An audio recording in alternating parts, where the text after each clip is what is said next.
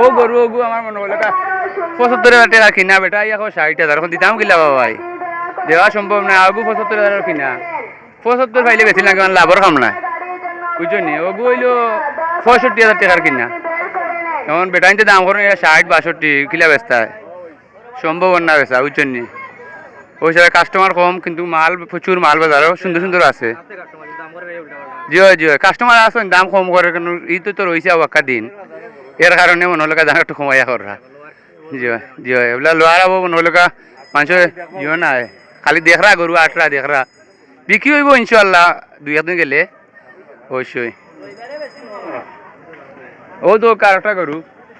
50,000 দামর আমি কইলাম তারা 58,000 দিলেন যে নক্কা কি এখন তারা 50-এর উপরে উঠে না ও হাগুলা 50-52-55 দাম হয়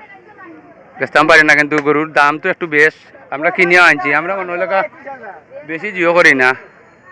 1,500 পাইলে বেশি লাই আমরা ব্যবসায়ী তো ওই হিসাবে সুন্দর সুন্দর গরু দেখানি বাজারও জয় জয় ঈদের আগে আল্লাহর ঘুমাইব বাজার